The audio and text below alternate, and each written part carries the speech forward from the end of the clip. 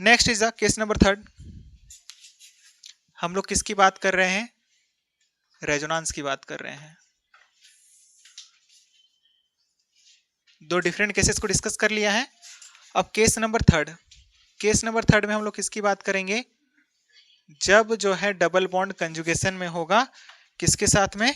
Free radical के साथ में। तो क्या लिखोगे? When double bond is in conjugation with free radical।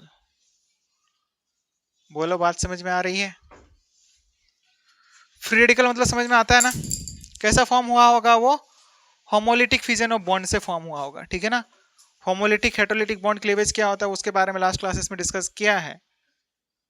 CH2 और यहाँ पर क्या है? CH और यहाँ पर CH2 और यहाँ पर क्या है? फ्री रेडिकल है। यहाँ पर मल्टीपल बॉन्ड है, ठीक है ना? तो डबल बॉन्ड जब क्या होगा? फ्री रेडिकल के साथ में कॉन्जुगेशन में होगा। तो अब देखो यहाँ पर एरो कैसे चलेगा वो देखो। यहाँ पर एक इलेक्ट्रॉन है ना, डॉट मतलब क्या? एक इलेक्ट्रॉन। तो अब देखो, ध्यान से देखो कि ये इलेक्ट्रॉन क्या होगा? इधर की तरफ आएगा। इसकी इलेक्ट्रॉन डेंसिटी क्या करी जाएगी? अगेन यहाँ पर ये दो इलेक्ट्रॉन जो है ये दो एटम से बॉन्डेड है और ये वाला इलेक्ट्रॉन एक ही एटम से बॉन्डेड है। तो इलेक्ट्रॉन डेंसिटी कौन ज्यादा कंसिडर किया जाएगा? ये वाला, है ना? तो ये इलेक्ट्रॉन यहाँ पर आएगा और ये इलेक्ट्रॉन यहाँ से यहाँ पर जाएगा। बोलो, जाएगा। तो अब क्या बनेगा बताओ? CH2 और एक इलेक्ट्रॉन यहां पर से कहां पर आएगा? इधर की तरफ आएगा, क्योंकि सिंगल इलेक्ट्रॉन का ट्रांसफर हो रहा है। तो कर्ल हाफ हेडेड एरो को दिखाएंगे हम लोग, हाफ एरो को, हाफ हेडेड एरो। तो यहां पर से क्या आ जाएगा? यहां पर डॉट आ जाएगा, फिर यहां पर CH डबल बॉन्ड CH2। बोलो, बात समझ में आई? बस ऐसे ही बनाना है अपने को, ठीक है ना? क्योंकि ये फ्री इलेक्ट्रॉन है, ठीक ना? ये क्या है? फ्री इलेक्ट्रॉन है। This one is the free electron and these electrons are the bonded electron।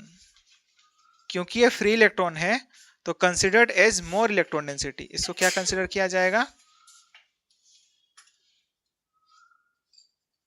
Considered as more electron density, ज्यादा इलेक्ट्रॉन डेंसिटी कंसिडर किया जाएगा ये, ठीक है ना? तो आप इनका रेजोनेंस हाइब्रिड बना सकते हो। कैसे बनाओगे? यहाँ पर रेडिकल दिखा दोगे आप CH2 और यहाँ पर क्या आ जाएगा? CH और यहाँ पर क्या आ जाएगा? CH2। Partial double bond character इसमें आ रहा है। यहाँ पर पार्शियल रेडिकल रहा होगा, यहाँ पर भी क्या रहा होगा? पार्शियल रेडिकल रहा होगा। बोलो, हुक्ड एरो या फिर हाफ हेडेड एरो का यूज करते हैं किसके लिए? For the transfer of one electron, single electron, ठीक ना? अगर कोई लास्ट क्लास में नहीं था तो वो इस बात को देख लो कि हुक्ड एरो, इसी को हम लोग क्या बोलते हैं?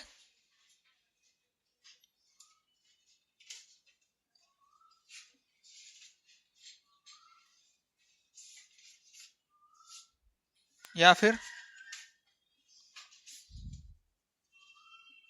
Half headed arrow. ये किसके लिए रहा होता है? To represent the transfer of, हाँ,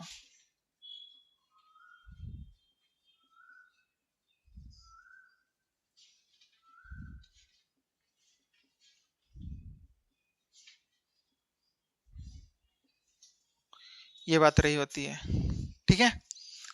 तो आप नेक्स्ट क्वेश्चन लिखो। आप क्वेश्चन आप कर सकते हो, कर सकते हो ना? बताओ, नेक्स्ट क्वेश्चन कुछ ऐसा है। यहाँ पर क्या है? रेडिकल है ना? तो आप करवा सकते हो रेजोनेंस।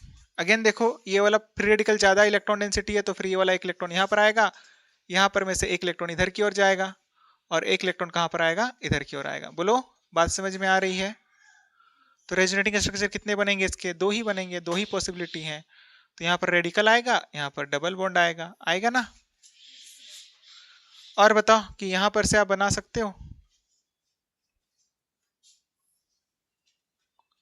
यहाँ पर ये है रेडिकल, यहाँ पर है। तो बताओ क्या रेजोनेंस होगा? रेजोनेंस हो पाएगा कि नहीं? नहीं हो पाएगा, क्योंकि यहाँ पर क्या है? sp3 हाइब्रिडाइज्ड कार्बन एटम है, और sp3 हाइब्रिडाइज्ड कार्बन एटम होने पर क्या होता है, ये नॉन पोलर होता है, सॉरी नॉन प्लेनर होता है। नॉन प्लेनर होने की वजह से यहाँ पर रेजोनेंस नहीं होगा, no resonating structures, no resonating structures. ठीक है, नेक्स्ट नेक्स्ट क्वेश्चन देखो, नेक्स्ट क्या है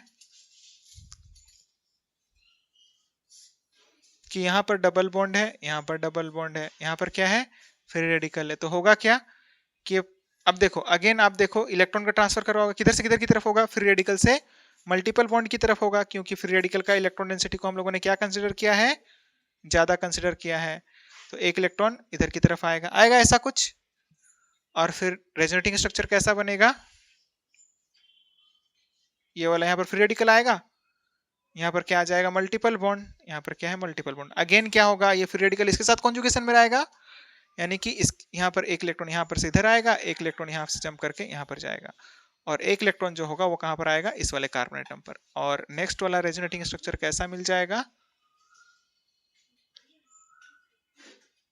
यहाँ पर रेडिकल डबल बॉन्ड और यहाँ पर डबल बॉन्ड, ऐसा ही बनेगा, बनेगा कि नहीं, बिल्कुल बनेगा। ठीक है ना, नेक्स्ट क्वेश्चन देखो, यानी कि कितने रेजोनेटिंग स्ट्रक्चर बनेंगे, 3 रेजोनेटिंग स्ट्रक्चर। ठीक है ना, नेक्स्ट देखो आप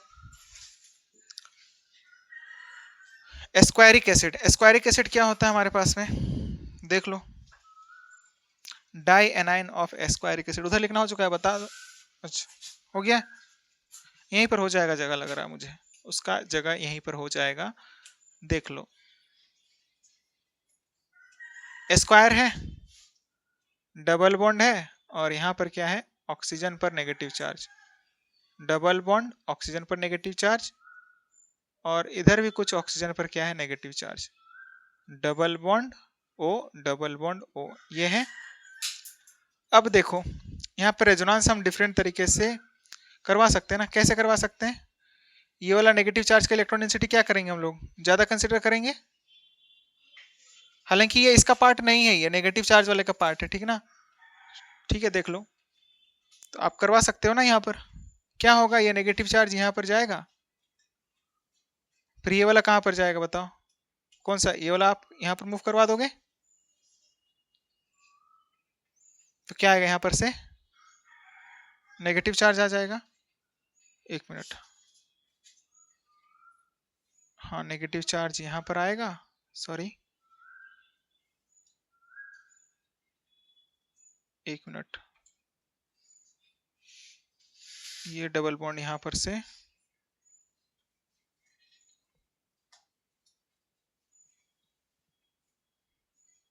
डायरेक्टली यहाँ पर आ जाएगा, देख लो इसका स्ट्रक्चर कुछ ऐसा बनेगा,